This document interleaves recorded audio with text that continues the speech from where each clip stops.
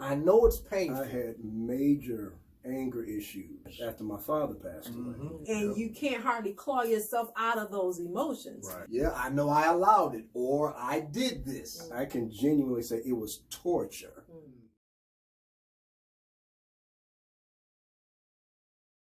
I have a question for you all tonight.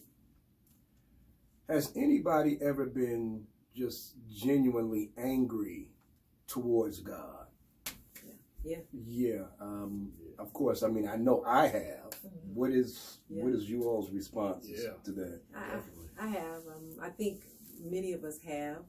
When we go through situations, when we deal with hardships or grief, just like with us, with dealing with grief, with our mother, our father, both our parents, we there's something that's within us. There's something that's just a part of human nature that tends to want to blame somebody for whatever it is. I think what happens with us when it comes to the Lord is that you know that you've been taught all of your life that He is sovereign, He's all powerful, and so you kind of feel like that if He didn't directly cause it, you feel like He could have prevented stopped it. You feel like that, you know, and you know He could have. That sometimes, somebody used the word resentment, it builds up certain kinds of feelings, you know, if you're not careful. Now, this is definitely not a video where we're encouraging those feelings. Right.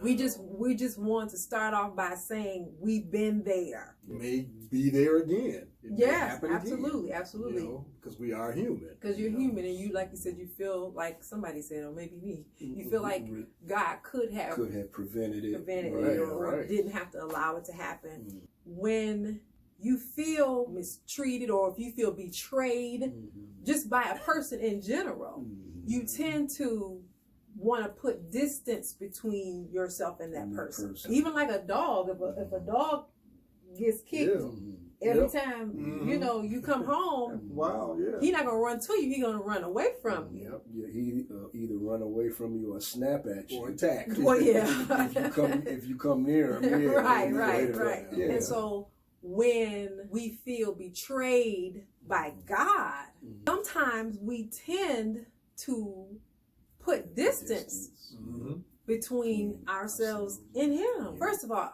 I'll say God, He understands it, but I'm not saying that from the standpoint of saying it's okay to do that. Right. I'm just saying He understands. I wouldn't encourage it. I wouldn't encourage you putting distance between yourself and God. I wouldn't encourage that, because when you distance yourself from God, the enemy can use that. Feelings, if they're not kept in check, and if you wallow in it too, if you wallow, if you just stay in it, the enemy really can use that. Out of control, it can spiral out of control, and you find yourself way down in the bottom of a ditch somewhere, and you can't hardly claw yourself out of those emotions.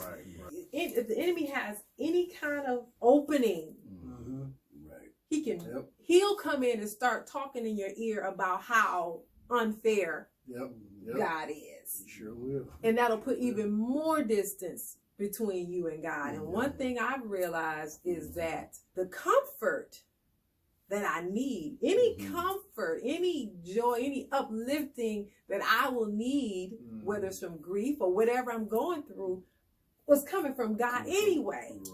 And so it's a trick of the enemy to try to separate you and make you put distance between you and God, because He knows where your help really comes from. And then, not to mention, just in addition to that, everything He does or even allows, in the end, it's not only for our good, but it's for His glory. Absolutely. So a lot of times, the Lord will allow things to happen or put certain things in place so that He'll be the one to deliver you out of it. Absolutely. You can't say nobody else did it. That's right. But Him. Yeah. Same thing with grief and sadness and depression, all of those kinds of things. God still wants to be the one, even though a lot of you may say in your anger or in your sadness, you may feel like, well, he's the one that did this, or he's the one that allowed this to happen. He's also the one that can deliver. Yeah. So you have to have, I know it's hard to hear, it may be easier said than done, but you have to have the right attitude. You got to be careful in your grief or in your anger. Again, like Robin said, God does understand, but he also wants you to, that goes into that whole thing where we talked about before, trust. Trusting him, believing in him. I know it's painful. Yeah, I know I allowed it, or I did this. But in the end, it's for my glory, because if you have the right mindset, in time, soon enough, you're going to see, wow, look how God really brought me out of this. And then you'll testify. And that brings him glory.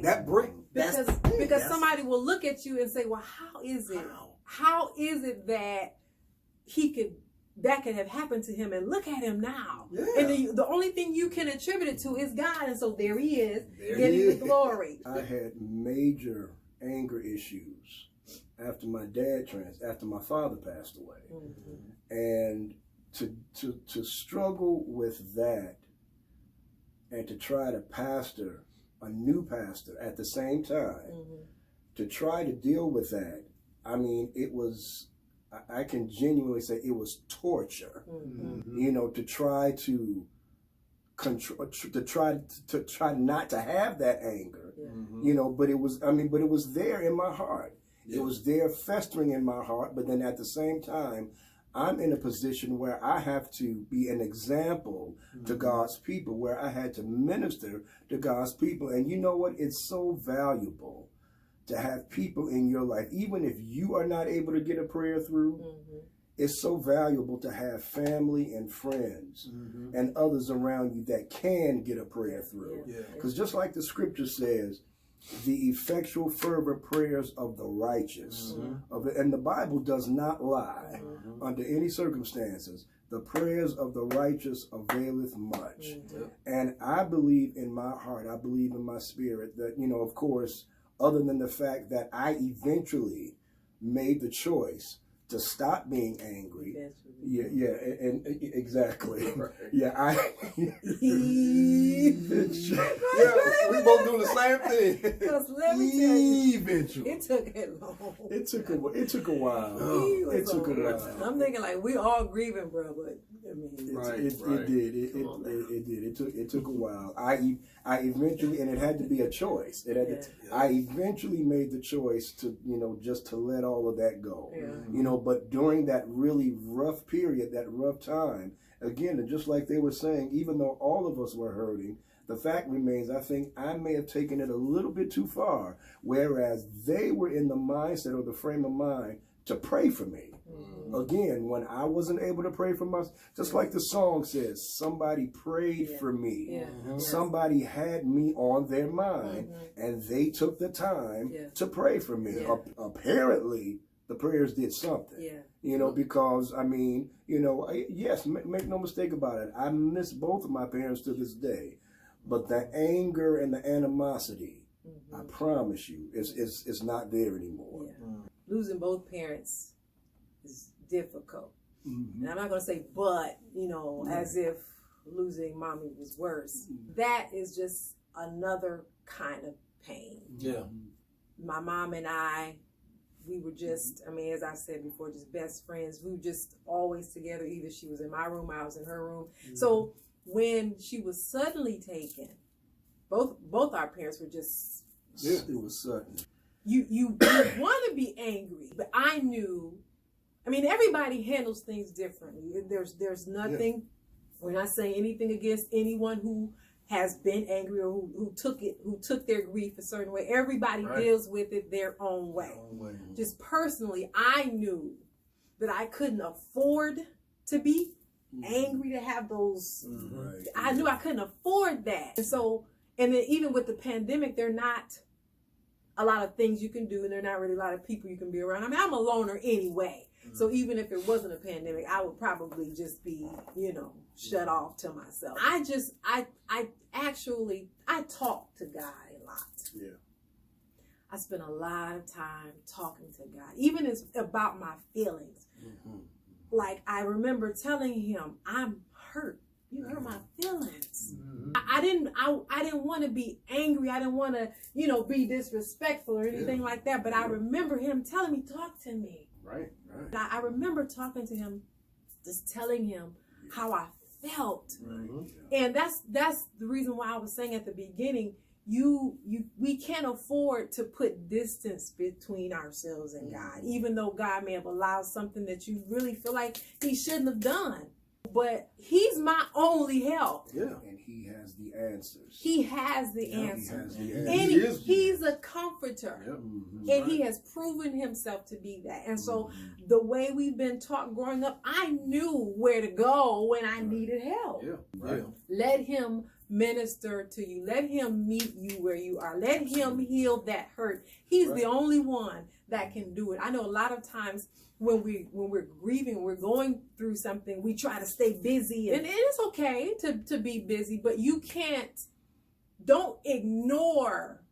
That's right. Don't try to suppress or sweep under the rug how you feel by being busy. No, face it and talk to God about it and let him heal it. That's right. Because if you keep suppressing it, you never deal with it, you never face it, and that's one thing the pandemic has, not being able to do much, it has caused me to have to face the pain of the loss. I couldn't travel. I couldn't just do a whole bunch of things to get my mind off of it, because that's like with drinking or drugs, anything you do to try to I know you're trying to I can't pacify even get my yes, you can't, because once the high wears off, the pain is still there. So it's best to let God heal the pain. I always say, I pray every night, God heal us from the inside out. I need God. I need to come face to face with him and let him heal me from the inside out. And I'm telling you,